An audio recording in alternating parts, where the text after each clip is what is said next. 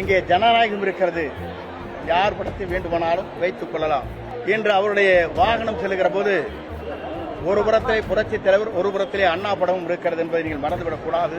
நான் என்று ஒருவன் நினைத்தால் ஆண்டவன் தான் என்று காட்டி விடுவார்.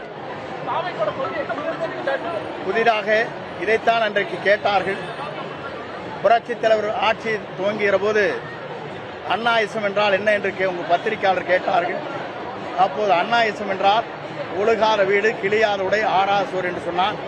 இன்றைக்கு சொல்லி இருக்கிறார், எல்லோருக்கும் வீடு வேண்டும், பொருளாதாரத்தில் உயர்த்தப்பட வேண்டும், எல்லோரும் 2 சக்கர வாகனத்திலே பயணம் செய்ய வேண்டும் என்று அவருடைய மனிதநேயத்தோடு இன்றைக்கு அறிவித்திருக்கிறார். அதோடு மட்டுமல்ல, 2 ஆட்சிகள் தான் நடைபெற்றுக் கொண்டிருக்கிறதே தவிர அன்றைக்கு நான் சொல்லவில்லை, அதை மறந்துவிடக்கூடாது.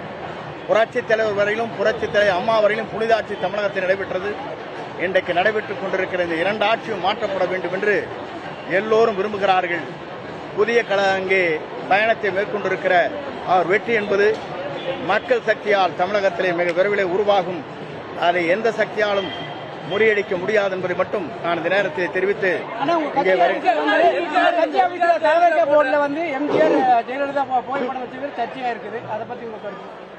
என்னை பொறுத்தவரையிலும் நேற்று தினம் பத்திரிகையாளர் கேட்டார்கள், உங்கள் படத்தை, அம்மா படத்தை வைத்துக் கொண்டிருக்கிறீர்களே, இப்போது இதில் இணைக்கப்பட்டிருக்கு என்று கேட்டார்கள்.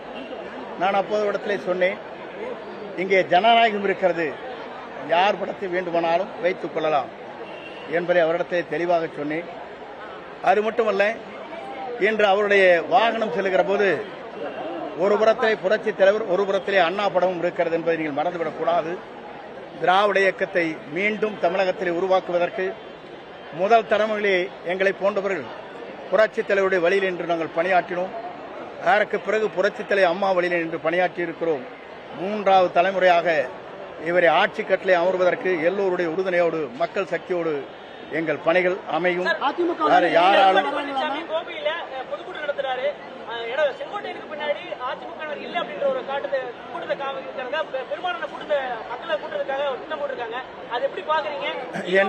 என்னை பொறுத்தவரையிலும் ஒன்றை தான் சொல்ல விரும்புகிறேன்.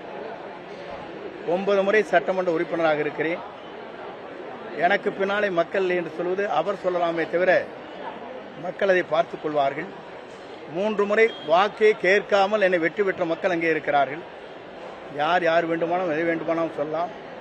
ஏனென்று சொன்னால் ஒன்றை நான் சொல்லுகிறேன், நான் என்று ஒருவன் நினைத்தால் ஆண்டவன் தான் என்று காட்டி விடுவார். வணக்கம்.